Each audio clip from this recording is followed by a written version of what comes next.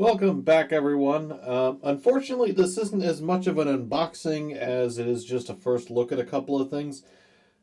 I unboxed these a couple of days ago and went to edit it and found out that not only this video, but several other videos I was really excited about didn't have any sound. Which is a bummer, because I had a couple of days with a ThinkPad X1 Gen 6 that's a real slick system and would have given some context to a few things, but unfortunately I had to hand it off and don't have time to reshoot with that. So what we have here is the Visiontek VT400 and VT7000 USB-C docking stations. Now these are both USB-C docks, but they are targeting completely different applications as well as market segments to a degree, and we'll talk about that in a second. But as should be obvious at this point, I've got everything opened in one box. So let's start with the simpler is a bit disingenuous, but we'll start with the smaller of the two. So the VT400 is a USB-C portable dock that has two USB 3.0 ports, a display port, and HDMI, Ethernet, as well as a USB-C data port. And then we've got USB-C to the computer and then USB-C charging input. So this doesn't ship with an AC adapter. It requires that you provide your own, which means this is pretty firmly targeted towards that type of travel adapter or lower end application than something like the VT7000 is. But it's also got a couple of tricks that the VT7000 doesn't. So this has what I would consider the bare minimum for anything to be considered a dock, and they call this a portable dock. And that is a wired network connection, two monitors, and two USB ports. Because the traditional desk setup, at minimum, has two monitors, a keyboard, a mouse, and a network connection. Which would mean that although you'd have to invest in an additional adapter or take your adapter with you, you could leave one of these at a desk pretty comfortably. Which for a lot of home users is fine. And I know I'm picking on it a little that it doesn't include an adapter. I understand why they're doing it. That's a cost thing. A 65 or 100 watt AC adapter for VisionTek to include is probably a $30 or $40 price item, even if you can get them a bit cheaper than that. They're obviously going to have to deal with shipping, more packaging, getting that certified, which they don't have to do here, all the FCC regs that go on an AC adapter. So anyway, that's what's here. As far as anything else, let's see, up to 100 watts, USB speeds are only 5 gigs a second, supports one monitor 4K 60, two monitors 4K 30.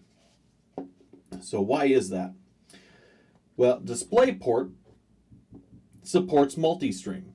And there's a video I did way back 6-9 months ago at this point when I talked about all the advantages and disadvantages of different display technologies. And one of DisplayPort's key advantages was because it is a lane-based digital data transport video signal, well, you don't have to carry just one video stream. You can carry 2 or 4 and matrix them up however you want.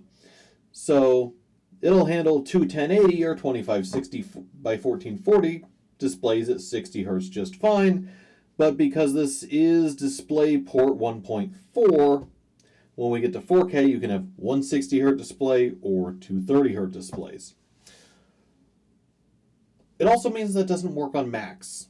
So as of OS X, 10.11, 10.12, whatever the one that launched with the M1 Max was, OS X doesn't really support DisplayPort multi-stream properly. So on a PC, I can plug this in, and because it's DisplayPort multi-stream, I can send a different video signal out both ports and do a triple monitor setup. With a Mac, I can mirror the displays, which is useful in a few situations, but just isn't generally what people are after with something like that. So anyway, I just wanted to touch on that, and if you're curious about more, definitely go look up that video, and maybe I should do a follow-up because I know things have changed a little bit with HDMI 2.1, and now DisplayPort 2 is coming out soon. Beyond that, because this is a travel dock or a portable dock, the cable, which is a little tricky to get out, although I imagine this gets easier as it wears in, is stored inside. The structure itself is, there's an aluminum band all the way around, which appears to be, I'm going to say like 16th inch thick aluminum. And then we've got a plastic sandwich top and bottom. Nice rubber coating on the bottom here, so that should keep it from sliding around too much on any desk surfaces. And honestly, the only thing that I don't like for what I think would be a certain user group is just where the USB-C for the computer is. And I think they show it in the manual. If not, they've got some pictures of it on their website. But basically, what happens is you plug your charging cable in here, and then you take this, which I shouldn't have put back in there, plug it in like that, and you plug your laptop in next to it. And that's going to work okay for a lot of people. However, it does mean that all these cords are here, and not every laptop has its charging port on the left. Most of the ones that I've seen do. There's a couple that I've seen that have it on the right, which would mean that, granted, you could just solve it by having the dock upside down, although now it slides all over the place as to what it does with the rubber. You're kind of stuck with it back and forth. Personally, I might have put the port hidden like that, which would allow it to go behind the laptop to either side. Or, you know, USB-C is pretty flexible. You could have built this in such a way that it could be on either side, although I know that would have driven up the cost more than just putting the port there, or maybe putting the port on the back with all the others and just giving us a longer cable like many other docks do. All in all, not a bad design. Couple of things ergonomically that I could have seen wanting different, but also nothing that I can look at it and go, that's terrible. You should never have done that way. So that's the VT400. MSRP is about $140. Component shortages really hurt things like this. Technologically, I would have guessed this would be closer to $99, and maybe when the component shortages finally let up some, I'll see it at that $99 price point. As it is, you're going to expect to spend $70, $80 for cheap no-name ones that won't have VisionTek's US-based tech support, or the, I believe it's what, 2-year warranty. You'll be on your own. So that's of a value to a certain group of people. We'll be putting this through its paces. I'm going to be using it with my P50. I did test it with that X1 Yoga Gen 6. And everything worked as intended. The only issue that I ran into, and this is a common flaw of DisplayPort Multistream, is if you want to adapt one of these to VGA, you've got to use an active adapter. Because there's no signal in there to clock a dumb VGA adapter like you could do direct to a graphics card after the multi-stream hub. So adapting these to different video types, you're going to want to use active adapters, and you're going to want to adapt the display port if you adapt anything. Although HDMI to DVI is still pretty straightforward because they carry the same video signal. This one's a bit different. This is the VT7000. This is about $350. 330, 350. Once again, I would have expected it to be a bit cheaper, but there's also a lot more going on in here, and we are in the middle of a component shortage. Other vendors that I've talked to are experiencing the same things VisionTek is, which is their docks come in and they're out of stock. So what do you do? So this is a more conventional dock. This is more similar to docks like the OWC Thunderbolt docks we've looked at, the OWC USB-C dock, docks you'll see from some of your first-party vendors. This is a USB-C 3.1 Gen 2, so it's 10 gig dock, although not all the ports are 10 gig. And we can go through the port listing in a second here. But this is a weird combination. I think that listing's on the box. This is a USB-C dock, but it's also a Displaylink dock. So this has both. And I wish they had implemented a few more MUX chips. We'll get to that in a second. So on the front, we've got 3.1 Gen 2 Type A, USB-C 3.1 Gen 2 Type A, and USB-C 3.0. So that's two 10 gig ports and a 5 gig port. On the back, we've got one HDMI that's coming through USB-C, and then two HDMI display port combos that are being driven by a Displaylink chip. And what that means is the comment that I made here about that won't work on an M1 Mac is not true here. So if you have a M1 MacBook Air, MacBook Pro, either one, and you plug it into your display port here, or sorry, your USB-C uplink port here, well, you'll get all three monitors because this one's being driven by the chip's internal video engine, and these two are being driven by a Displaylink chip. Now that's got advantages and disadvantages. Before we get too far into them, let's just talk about the rest of this. We've got two 3.0 ports, one LAN port, and DC 24 volt in, which is this monster. This actually comes with a power adapter. This is by Pan4. Let's see, where does it say? Made in China.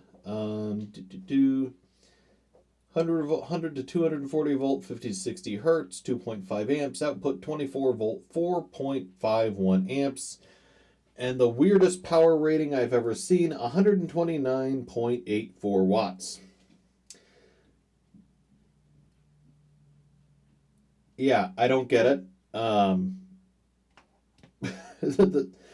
I think the math checks out, but honestly, you could have written 130 watts and I wouldn't have really questioned it. 5 amps or 5.4 amps at 24 volts should be about 130 watts. Why they felt the need to be that exactly precise is beyond me. So anyway, so getting back to this. Displaylink. We've talked about Displaylink before. In fact, there's a video. I have a USB-C, no, not even a USB-C, a micro USB Displaylink panel. And I talk about I'm going to put it in my computer case so that I've got a screen inside the computer. Real cool stuff. Well, Displaylink has advantages and disadvantages. For what I was doing there, a status screen, none of the disadvantages mattered. Yeah, it'll use a couple of CPU cycles rendering text, but whatever, it's text and a couple of graphs. Here, it's going to take CPU time to compress the video, which is going to get sent over USB as data, and then decompressed inside the Displaylink chip that's in here. And I don't think they tell me which one. It's probably a DL6000 series chip, since it does claim that they are 4K capable on all three ports. What is that, like the 6350? I'll put it in text if I can remember what it is. Which is great. That means all three panels work. But it also means that these two monitors are not something you want to run games or any form of high frame rate video on, because you're just going to eat up a bunch of CPU time for not much. Now, functionally, for a lot of people who would use a dock like this, that doesn't matter. Because you're going to have a 3-monitor or 4-monitor setup with your laptop. You're going to plug this in, you're going to look at all the screens, and if it's anything like any of the offices that I've worked in before, full video and gaming are not the things you're doing attached to this dock. However, there are people that do need that. So this is not the right piece of hardware for a video graphics editor. You're not going to want to bring up Premiere or Shotcut and throw it on a monitor that's attached to one of these. Now, depending on who you are, this one's still fully accelerated by the internal graphics on your laptop. You're only putting stuff on one monitor, and these two are off to the side with reference material or toolbars, and you arrange your monitors properly, well, you can work around that limitation. That's where I wish, not that they hadn't used Displaylink, but they had used a different set of chips in here. There's a chip available that's called a MUX. They're unfortunately not cheap. That would have allowed them to drive these either with Displaylink or DisplayPort via the USB-C, and that would have been a better solution in my opinion. However, that does mean that they would have had a much more complicated manual, and they wouldn't have been able to ship it with this. This is a bog standard Type A to Type C cable. And because these two ports are driven by DisplayLink, I can take just about anything, including that ancient Toughbook that we used for our SSD video, plug it in, and drive two 4K displays. Good to go. I can plug it into any modern system with these Type C to Type C cable, which, by the way, these are, I'm going to say like 1.5 meter. Oh, 1 meter. It seems a little longer than that. Oh well. So I'm going to plug that into a modern system, and I will have access to all three displays, and I will have 10 gig USB ports on the front, and a couple of 3.0s on the back, and all the good things that I want, and full video acceleration on Display 3. That's great. I wish they had handled Display 3 differently. If you asked me to build this dock and told me I was only going to get one port directly attached to my video card, well, I would have made it DisplayPort. And on the odd chance that someone really needed 3 HDMIs out of this, I probably would have included a DisplayPort to HDMI adapter. And that's a conversation and a statement that I've made before.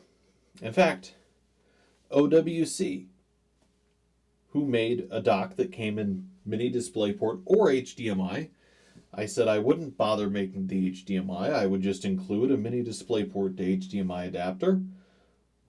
Well, that's what they did. They stopped making the HDMI only one because it didn't make any sense. Here, there's enough ports for all sorts of stuff. Most users aren't going to be too fussed about this. And this is really focused on productivity users. This is not a travel dock. Because you're only getting one monitor through the USB-C, this is really focused on someone who's going to bring in a thin and light laptop like a MacBook Air or a Yoga or a smaller ThinkPad, something like that. You know, your typical 14-inch business laptops. Plug it in, have an array of 24-inch or so screens in front of them. And once again, they're going to be connected to their keyboard, their mouse, their network, all of their monitors. And this is going to charge their laptop. And then on the front, they're going to have somewhere they can plug in a flash drive. And I think I forgot to mention there's an audio jack on that side. On this side, you have a Kensington lock.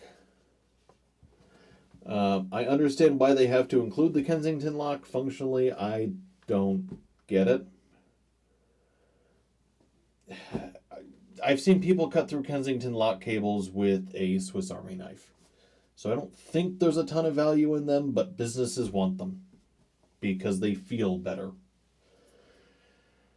Okay, so anyway, that's the VT7000. Like I said, this is a bit more expensive at around the $300 mark. This does include an AC adapter, which is typically like a $50 item. They're heavy, they're big, you've got to pay for the adapter. If I had gone and bought a 100-watt USB Type-C adapter, I'd probably spend about $50 doing it. On this one, I could cheap out and buy like a 65-watt adapter. For most laptops I would use an adapter like this with, and I can get those for like, I think I saw the official Lenovo one even on Amazon for like $24. Functionally, these both do the same thing, though they're just intended to do it for different people. The VT400 here is not going to be something that makes someone with an M1 Mac happy, because these are always going to run the same thing. And I don't get it. Apple needs to fix that. It is an embarrassment that that does not work right. If every other PC vendor can get multiple monitors through a single cable working, why can't Apple? This one was built partly the way it was because of that. And this is something that they could have made a 3-monitor dock using DisplayPort alt mode without the Displaylink chip, and then had a lower bill of materials for this dock, which could have been translated either into a better profit margin for Visiontek or a lower cost for this dock, or probably both. So Apple's inability to figure that out is directly translating into higher chip demand, higher prices, and more money out of people's wallets because they can't figure something out that they used to support. But I could rant about that for a long time, and that's neither here nor there. So we've got both of these docks. These are both going to be going with me to the office where I can poke and prod at them and see how they do day to day. The big thing that I can test it, but I don't really get to use it in depth as I would like to, is the USB-C charging. Functionally, I just don't have a device that uses it. So I've got access to laptops that do, and I can plug it in and make sure it charges, and maybe I can leave this one on someone's desk for a couple of days. But my P50 has a 180-watt AC adapter. It draws too much power to charge via its Thunderbolt port. My smartphones charge via USB-C, but they charged via USB-C on that little TrendNet Cube that only put out 1 amp on the USB port. So that's not really a valid test when this says this can deliver 100 watts via USB-C. So I'm going to test it. I'm going to get a laptop and make sure that that works, but it's not something that I can test for day after day after day because I do have to borrow equipment for that. Everything else, I've got, flash drives, monitors. I'll probably do a setup on our green screen and attach a couple of monitors to both of these and show them working, probably with my P50 since it supports all the video technologies that are in play here. Even though that is now like a 6-year-old system, all of this stuff works. I do want to be clear, Visiontek did send these in for review. I hope it doesn't sound like I pulled any punches on that. I'm, as always, brutally honest with these things. The VT7000, I did try in the initial video to open it up, and I could not do so in such a way that I thought I was not going to damage it.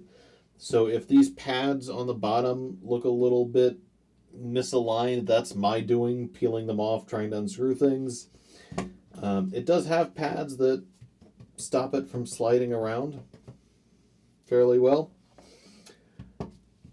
Included accessories wise, I wish the VT7000 came with a couple of Velcro strips.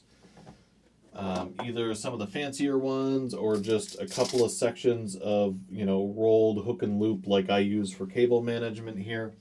Not that that's expensive. I buy, I think it's like $1 a meter or so at Harbor Freight. I'll put a link to that in the description. It's great stuff. I use it for all sorts of cable management stuff inside PCs and outside. Way cheaper than those fancy little like zip tie replacement ones that everybody wants to sell. Although you can't get it in as many colors. It literally just is a black roll of Velcro. I thought I had a roll in here. Oh well. Anyway, as always, if anyone has any questions, make sure to leave them in the comments below or join me on Discord. Make sure that I can answer all of those either as a reply or in the upcoming videos that will have these featured in them.